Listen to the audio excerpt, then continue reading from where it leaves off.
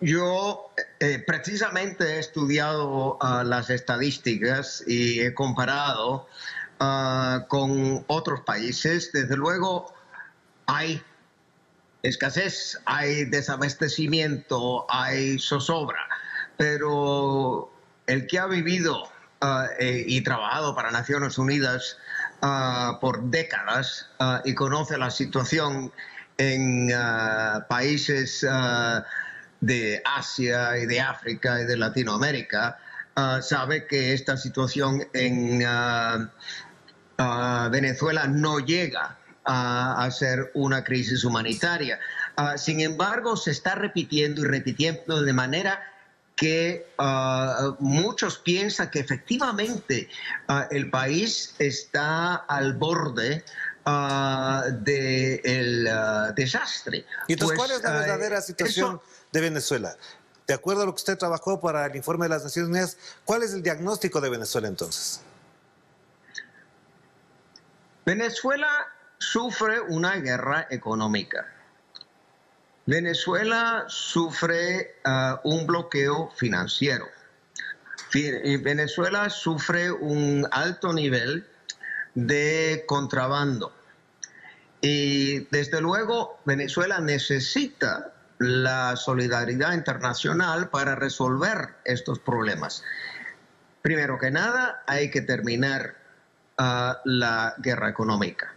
Hay que levantar las sanciones, porque precisamente esas sanciones están empeorando la situación de desabastecimiento y están empeorando la situación sobre todo en el campo de las medicinas.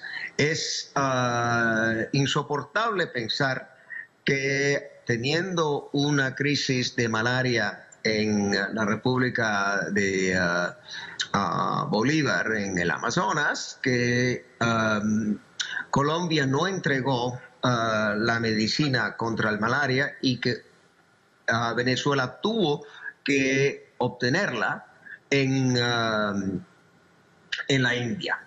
Pero entonces, profesor, una consideración ahí. Entonces, si usted me dice que no hay una crisis humanitaria, que la situación es de bloqueo, ¿cómo se entienden los discursos del secretario de Estado de los Estados Unidos, de ciertos mandatarios, de ciertas autoridades que prácticamente están planteando que se invada, que se vaya en ayuda humanitaria, que se coloquen fuerzas armadas internacionales en Venezuela y además, acoto esto ya, derrocar al gobierno de Maduro?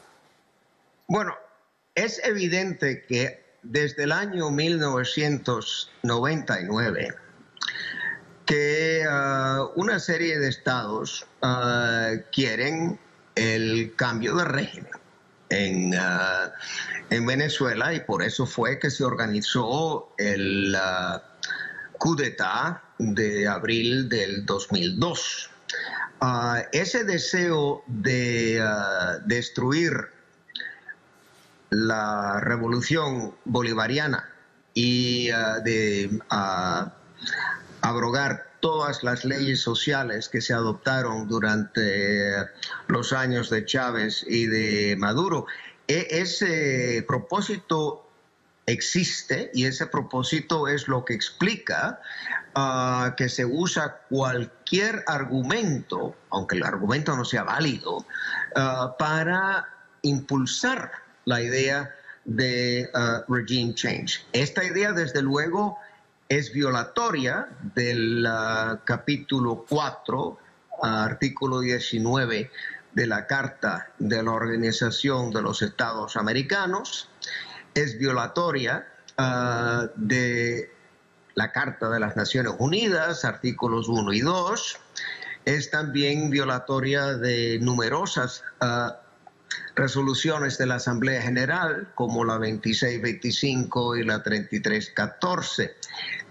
Es cualquier injerencia, no solo militar, cualquier injerencia económica en los asuntos internos de un Estado es contraria Pero en estas circunstancias también, doctor, el tema pasa porque en este proceso, después de que terminó la violencia, después de que se constituyó la Asamblea Constituyente, valga la redundancia, hay un proceso de diálogo con la oposición. Y ese proceso de diálogo ha sido incluso silenciado por los medios de comunicación y últimamente incluso ciertos actos de sabotaje en la misma ciudad de Caracas por parte de grupos opositores, es de suponer, no son visibilizados. Entonces, ni diálogo, ni lo que se está haciendo al interior contra la ciudadanía venezolana se visibiliza en el exterior. Entonces, ¿cómo consolidar, cómo constituir, cómo elaborar y configurar una idea real de lo que pasa en Venezuela?